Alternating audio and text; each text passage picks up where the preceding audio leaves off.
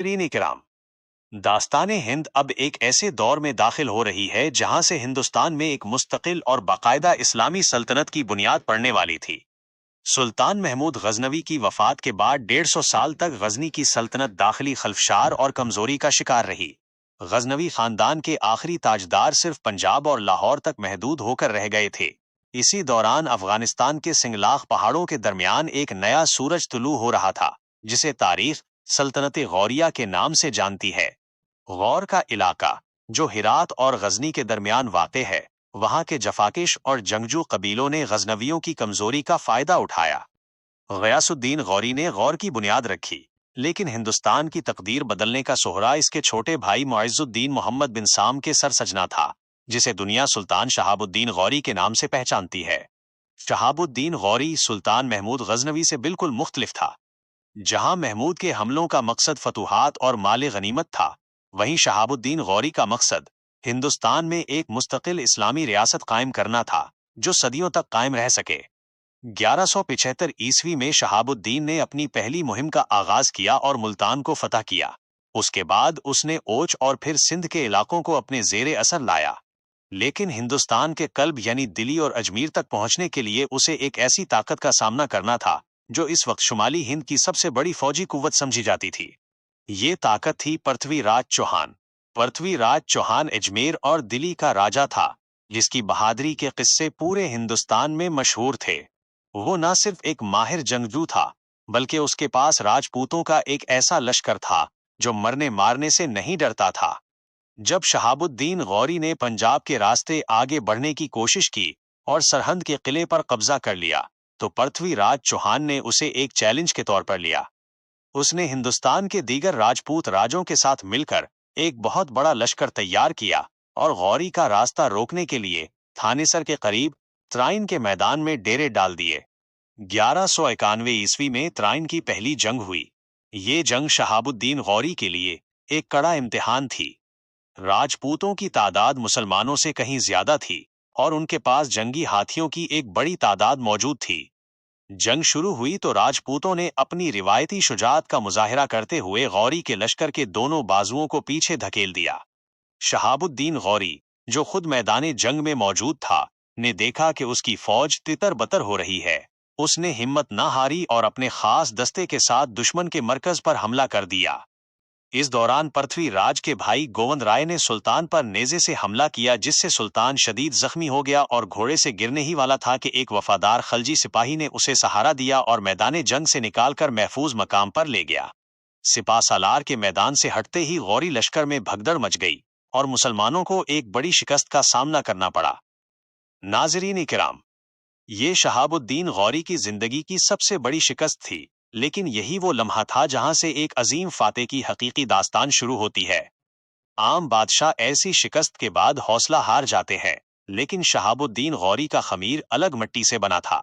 वो वापस गजनी पहुंचा, लेकिन उसने चैन से नींद नहीं ली। रिवायात में आता है कि उसने 1 साल तक न तो लिबास बदला और न ही आराम से सोया। उसके जहन में सिर्फ एक ही धुन सवार थी, त्राइन की शिकस्त का बदला और हिंदुस्तान की तस्खीर। उसने 1 साल तक अपने लश्कर की अज़सर नौ तरबियत की। उसने अपनी गलतियों का मुताला किया और समझा कि राजपूतों की भारी भरकम फौज और हाथियों का मुकाबला रिवायती तरीके से नहीं किया जा सकता। उसने 1,20,000 मुंतखब शहसवारों का लश्कर तैयार किया, जिनमें तुर्क, अफगान और ताजिक जंगजू शामिल थे। इस बार इसकी हिकमत अमली मुख्तलिफ थी। 1192 ईस्वी में शहाबुद्दीन गौरी एक बार फिर इसी तराइन के मैदान में आन पहुंचा। पृथ्वीराज चौहान को जब पता चला, तो उसने एक बार फिर तमाम राजपूतों को इकट्ठा किया और एक ऐसा लश्करी जरार तैयार किया, जिसके बारे में कहा जाता है कि इसमें 3 लाख सिपाही और 3,000 हाथी शामिल थे। पृथ्वीराज को अपनी जीत पर इतना यकीन था कि उसने सुल्तान को पैगाम भेजा कि अगर तुम अपनी खैर चाहते हो तो वापस चले जाओ, हम तुम पर तरस खाकर तुम्हें छोड़ देंगे। सुल्तान ने सियासी चाल चलते हुए जवाब दिया कि मैं अपने भाई के हुक्म का पाबंद हूं, मुझे मोहलत दो कि मैं इससे मशवरा कर सकूं। राजपूत इस जवाब से मुतमईन हो गए और समझा कि सुल्तान डर गया है।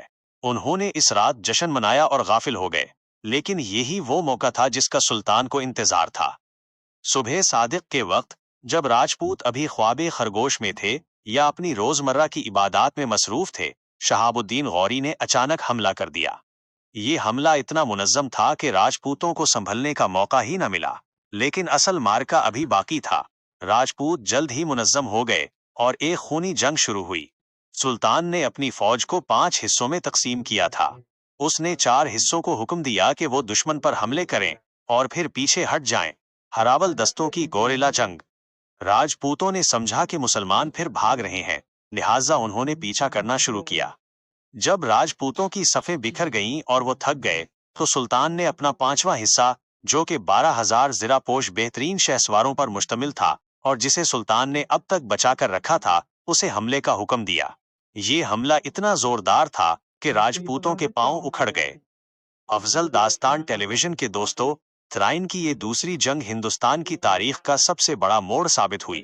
پرتھوی راج چوہان گرفتار ہوا اور راجپوتوں کی طاقت ہمیشہ کے لیے ٹوٹ گئی۔ دلی اور اجمیر کے دروازے اب مسلمانوں کے لیے کھل چکے تھے۔ لیکن اس فتح کے پیچھے صرف شہاب الدین کی تلوار نہیں تھی، بلکہ اس کے ساتھ ایک اور شخصیت کا سایہ بھی تھا، جنہوں نے تلوار کے بغیر دلوں کو فتح کیا۔ یہ شخصیت کون تھی؟ اور شہاب الدین غوری کے اس وفادار غلام کا نام کیا تھا، جس نے آگے چل کر دلی سلطنت کی بنیاد رکھی؟ ان کے دوسرے مارکے میں پرتھوی راج چوہان کی شکست نے ہندوستان کی تقدیر پر مہر ثبت کر دی تھی۔ یہ صرف ایک راجا کی ہار نہیں تھی، بلکہ اس پورے نظام کی شکست تھی جو صدیوں سے ہندوستان میں قائم تھا۔ شہاب الدین غوری نے اس فتح کے بعد دہلی اور اجمیر کا رخ کیا، لیکن اس نے خود دہلی کے تخت پر بیٹھنے کے بجائے اپنے سب سے قابل اعتماد اور وفادار غلام قطب الدین ایبک کو ہندوستان کا نائب مقرر کیا۔ قطب الدین ایبک کی کہانی بذات خود ایک عظیم داستان ہے۔ وہ بچپن میں نیشا پور کے بازار میں ایک غلام کی حیثیت سے فروخت ہوا تھا، جہاں ایک قاضی نے اسے خریدا اور اس کی بہترین تربیت کی۔ بعد میں وہ شہاب الدین غوری کی ملکیت میں آیا۔ اپنی ذہانت، شجاعت اور وفاداری کی بدولت اس نے بہت جلد سلطان کا دل جیت لیا۔ قطب الدین ایبک کو ایبک اس لیے کہا جاتا تھا کیونکہ اس کی ایک انگلی ٹوٹی ہوئی تھی، لیکن اس کی ہمت اور تدبر میں کوئی کمی نہیں تھی۔ جب شہاب الدین غوری واپس غزنی روانہ ہوا تو اس نے قطب الدین ایبک کو حکم دیا کہ وہ فتوحات کے اس سلسلے کو آگے بڑھائے۔ ایبک نے نہایت تیزی کے ساتھ میرٹھ، علی گڑھ اور پھر دہلی کو مکمل طور پر اسلامی قلمرو میں شامل کر لیا۔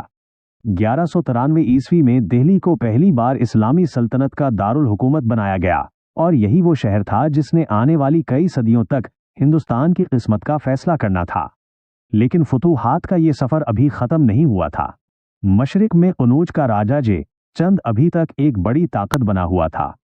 جے چند وہی راجا تھا جس نے پرتھوی راج چوہان سے دشمنی کی بنیاد پر بالواسطہ غوری کی مدد کی تھی، لیکن اب اس کی اپنی باری تھی۔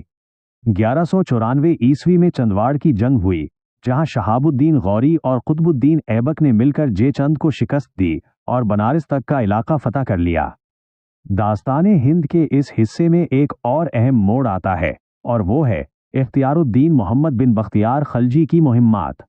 بختیار خلجی، جو کہ قطب الدین ایبک کا ایک معمولی سپاہی تھا، اپنی ہمت کے بل بوتے پر مشرق کی طرف بڑھا اور اس نے بہار اور بنگال کو فتح کر کے دنیا کو ورطہ حیرت میں ڈال دیا۔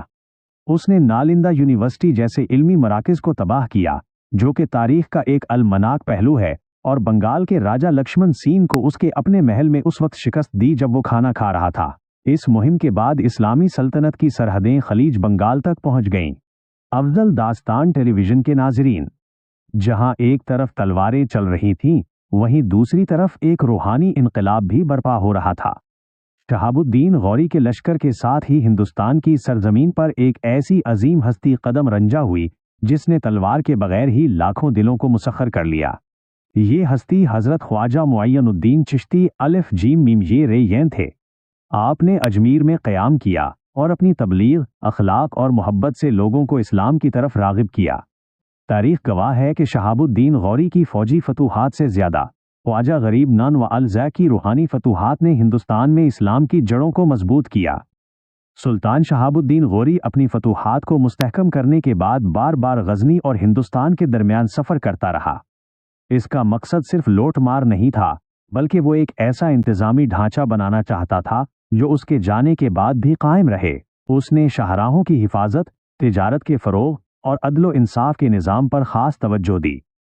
لیکن 1206 عیسوی میں ایک ایسا واقعہ پیش آیا جس نے غوری سلطنت کی بنیادیں ہلا دیں۔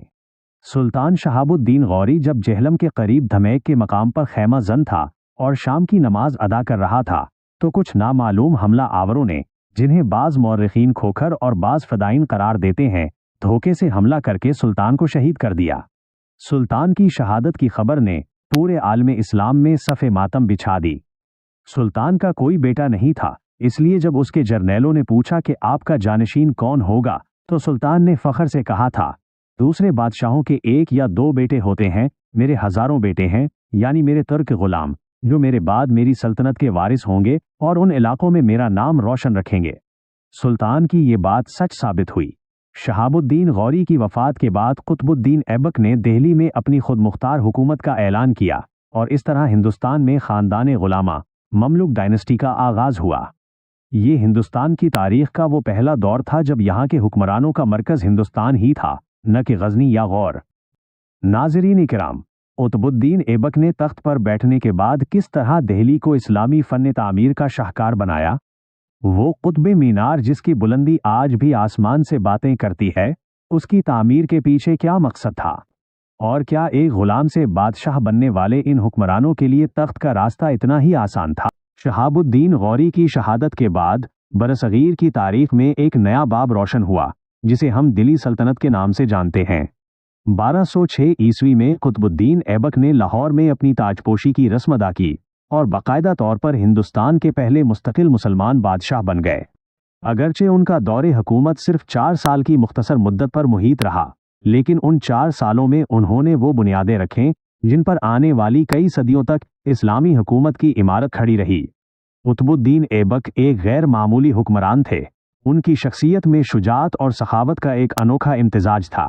تاریخ میں انہیں لکھ بخش، لاکھوں کا دان دینے والا کے لقب سے یاد کیا جاتا ہے۔ کہا جاتا ہے کہ ان کے دربار سے کبھی کوئی ضرورت مند خالی ہاتھ نہیں پلٹا۔ وہ نہ صرف ایک فاتح تھے بلکہ رعایا کے دکھ درد کو سمجھنے والے ایک ہمدرد انسان بھی تھے۔ ان کے دور میں انصاف کا یہ عالم تھا کہ روایات کے مطابق بھیڑیا اور بکری ایک ہی گھاٹ پر پانی پیتے تھے۔ انہوں نے اپنی سلطنت میں امن و امان قائم کیا اور تجارتی راستوں کو محفوظ بنایا، جس سے ہندوستان کی معیشت میں نئی روح پھونک گئی۔ ایبک نے اپنی فتوحات کی یادگار اور اسلام کی عظمت کے نشان کے طور پر دہلی میں ایک ایسی عمارت کی بنیاد رکھی جو آج بھی فن تعمیر کا ایک عظیم شاہکار مانی جاتی ہے، یعنی قطب مینار۔ اس مینار کی تعمیر کا مقصد صرف بلندی دکھانا نہیں تھا، بلکہ یہ اس عزم کا اعلان تھا کہ اب ہندوستان کا مرکزی ثقل بدل چکا ہے۔ اگرچہ اس کی مکمل تعمیر ان کے جانشین التمش کے دور میں ہوئی، لیکن اس کی سنگ بنیاد ایبک ہی نے رکھی تھی۔ اس کے ساتھ ہی انہوں نے قوت اسلام مسجد تعمیر کروائی، جو ہندوستان کی قدیم ترین مساجد میں سے ایک ہے۔ قطب الدین ایبک کو درپیش چیلنجز بھی کم نہ تھے۔ غوری سلطنت کے دیگر جرنیل جیسے تاج الدین یلدوز اور ناصر الدین قباچہ ایبک کی خود مختاری کو تسلیم کرنے کے لیے تیار نہ تھے۔ ایبک نے کمالی تدبر سے کام لیتے ہوئے جنگ کے بجائے سیاسی حکمت عملی اپنائی اور ازدواجی تعلقات کے ذریعے ان حریفوں کو رام کرنے کی کوشش کی۔ انہوں نے لاہور کو اپنا مرکز بنایا تاکہ شمال مغربی سرحدوں سے ہونے والے حملوں کا بروقت سد باب کیا جا سکے۔ لیکن تاریخ کی ستم ظریفی دیکھیے کہ اتنا عظیم فاتح، جس نے میدان جنگ میں سینکڑوں زخم کھائے اور موت کو قریب سے دیکھا، اس کا اختتام ایک کھیل کے میدان میں ہوا۔ 1210 عیسوی میں لاہور میں چوگان، جو آج کے پولو سے ملتا جلتا کھیل ہے، کھیلتے ہوئے ایبک اپنے گھوڑے سے گر گئے۔ گھوڑے کی زین کا ابھرا ہوا حصہ ان کے سینے میں پیوست ہو گیا، جو ان کے لیے جان لیوا ثابت ہوا۔ یوں ہندوستان کا یہ پہلا باقاعدہ سلطان محض چند سال حکومت کرنے کے بعد خالق حقیقی سے جا ملا۔ ان کا مزار آج بھی لاہور کے مشہور علاقے انارکلی کے قریب ایک تنگ گلی میں واقع ہے، جو اپنی سادگی کے باوجود ایک عظیم تاریخ کا امین ہے۔ ایبک کی اچانک وفات نے سلطنت کو ایک بار پھر خطرے میں ڈال دیا۔ ان کا بیٹا آرام شاہ نااہل ثابت ہوا اور سلطنت بکھرنے لگی۔ ایسے میں دہلی کے امراء نے ایبک کے ایک اور ہونہار غلام اور داماد شمس الدین التمش کو تخت سنبھالنے کی دعوت دی۔ التمش، جو کہ ایبک ہی کی طرح ایک غلام سے سلطان کے عہدے تک پہنچا تھا، اس نے آ کر دلی سلطنت کو وہ استحکام بخشا جس کی بدولت اسے دلی سلطنت کا حقیقی بانی کہا جاتا ہے۔ अल्तमिश का दौर हुकूमत चैलेंजेस से भरा हुआ था। एक तरफ अंदरूनी साजिशें थीं और दूसरी तरफ तारीख का वो खौफनाक तरीन तूफान सर उठा रहा था जिसने पूरी दुनिया को लर्जा दिया था, यानी चंगेज खान और मंगोलों की यलगार। अल्तमिश ने किस तरह अपनी जहानत से हिंदुस्तान को मंगोलों की तबाही से बचाया और किस तरह उसने अपनी बेटी रजिया सुल्ताना को अपना जानिशीन नामजद करके तारीख में एक नई मिसाल कायम की। दास्ताने हिंद के अगले बाब में हम देखेंगे कि किस तरह दिल्ली सल्तनत ने मंगोलों के खूनी सैलाब का मुकाबला किया और खानदाने गुलामा के जाहो जलाल ने हिंदुस्तान को एक नई शनाख्त दी।